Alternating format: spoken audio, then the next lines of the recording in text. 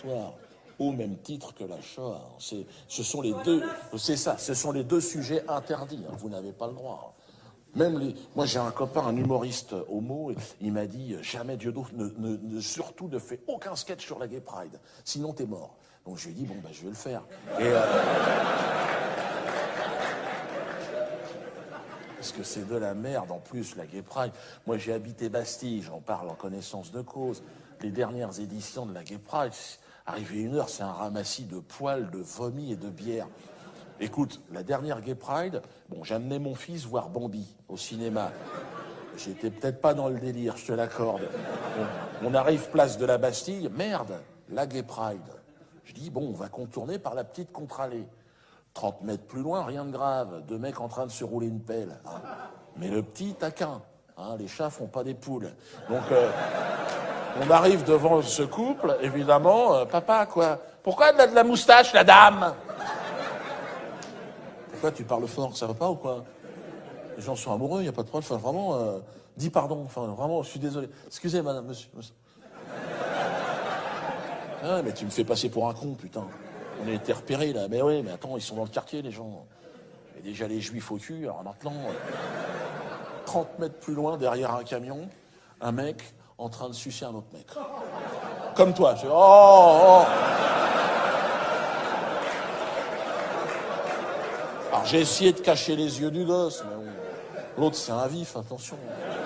Génération jeux vidéo, il a un œil monté sur rotule, crois-moi bien. Qu'est-ce qu'il fait avec le zizi de la dame? Regarde tes godasses. Bon.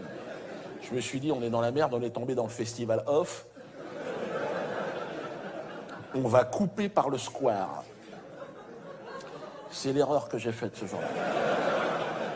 On est arrivé là-dedans. C'était le cirque Pinder. Il y avait des ateliers dans tous les coins. En bas du toboggan, il y a un mec qui chiait dans un bocal. Un vase en cristal, ma mère elle-même, c'est pour ça, enfin, ça s'en sert pas de la même façon. Et autour de lui, 5 ou 6 travelots, tu sais, en talons aiguilles. Alors mon fils, évidemment, pourquoi il fait caca? Non, c'est de la mousse au chocolat, tire-toi. On arrive à la sortie, un mec qui gonflait des capotes à l'hélium. Tu sais, ils en faisaient des ballons. I love la Gay Pride. Et s'est mis en tête d'en offrir un à mon gosse. Ça va, petit, un cadeau, bisous, bisous. Alors, je lui dis, tire-toi avec ta merde, ça va pas, c'est un gosse. C'était sans compter le gamin, évidemment. Non, je veux le ballon, papa, le ballon! Le mec, homophobe! Et là, c'est parti. Sur homophobe, il y a un des travelots, 2 mètres, qui débarque. Qu'est-ce qu'il y a, homophobe? Non, c'est rien, on n'a pas de problème, quoi. On est là, on se casse. Non, personne ne bouge! Ça va, petit, pourquoi tu me pleures? Tu veux du lait? Et là, il sort un nichon, le mec. Comme ça, c'était à la hauteur de... J'ai pris mon gosse par le col, j'ai couru un quart d'heure. On est arrivé, on était dans le 19e arrondissement de Paris. Bon, là, changement d'ambiance. Les gens étaient en train de prier sur le sol. Tu sais, c'est au moment où les mosquées étaient pleines, les gens étaient obligés de prier dans la rue, là. Alors, il y a mon fils qui jouait avec son ballon, toi, j'ai fait francha.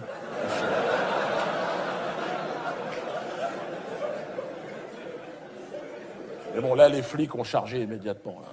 C'est normal, les mecs priaient sans autorisation. Que tu t'encules dans le cadre d'un programme culturel de la ville de Paris, on peut le comprendre. Mais prier sans autorisation...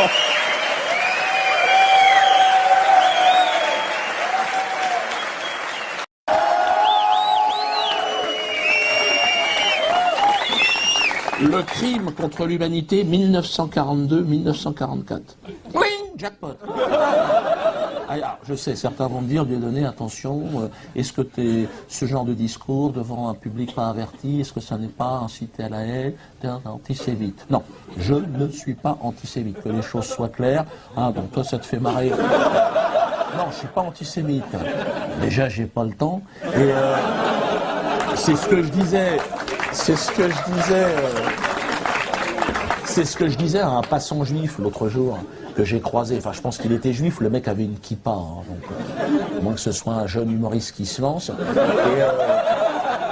Et le mec m'a capté immédiatement. Il m'a vu, tu sais, il est en liberté, qu'est-ce qui se passe?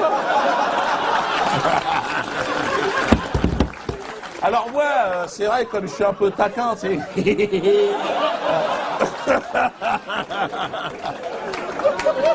Le mec était terrorisé. Tu dis, non, non, calme-toi.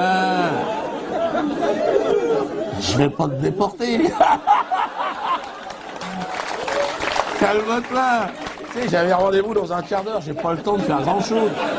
Détends-toi. Puis je me suis dit, Diodo, essaye de le calmer.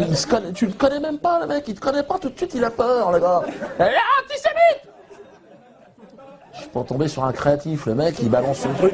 Je lui dis, fais un effort. Je dis, d'accord, si tu veux, si t'as besoin, il y a que des antisémites, des méchants tout autour. Calme-toi. Et là, il me fait, t'as pas honte? Du coup, je fais un pas vers toi, fais un pas vers moi. Je dis, putain, honte de quoi? De ma race? Hein, ta mère la pute, de quoi tu parles? J'ai pas dit ta mère la pute, j'ai pas dit. Je l'ai gardé pour moi. J'ai dit d'accord, j'ai honte alors, j'ai honte. J'ai honte, putain, j'ai honte. Là, il m'a dit, ouais, mais t'en fais trop, tu te fous de ma gueule. Bah, j'ai dit, évidemment que je me fous de ta gueule. Tu me laisses pas le choix, réfléchis. Honte de quoi? Puis là, il était parti. Là. Alors, perdu pour perdu, je me suis dit, je vais le pousser dans ses retranchements. Je suis taquin, le mec, il veut jouer au con, il est quand même tombé sur une 5e dan. Agimé. Alors, mais j'y vais en souplesse, hein, bon, je t'emmerde, faut quand même que tu saches. Et bon, mais toi, je le mets à feu doux, le mec. Hein. Bon, dès que j'arrive à ébullition, automatiquement, je mets les pattes. Donc, alors je le laisse partir, tu sais, il commence à sortir, bon, les fondamentaux, hein. Ouais, non, ma grand-mère, tu sais, sa grand-mère dans les camps de concentration, tu sais, en pyjama avec les numéros sur les poignets. Donc là, je me dis, c'est le moment de porter les stockades. Tu te décales, tu piques, tu comprends? Le mec, je lui dis, il faut que je te dise, ta grand-mère, j'en ai rien à foutre, on va commencer. Et je vais même te dire, je lui pisse à l'arrière. Bien évidemment, je n'aurais jamais pissé sur une déportée, bien évidemment. J'étais pas né. Et donc... Mais je lui dis, qu'est-ce que tu m'emmerdes avec ta grand-mère? Est-ce que je te fais chier avec ma grand-mère, qui est morte grillée sous le napalm de l'armée française au moment de l'occupation du Cameroun? Et là, le mec, il fait, quoi? Je te parle de ma grand-mère? Tu me sors le livre de la jungle?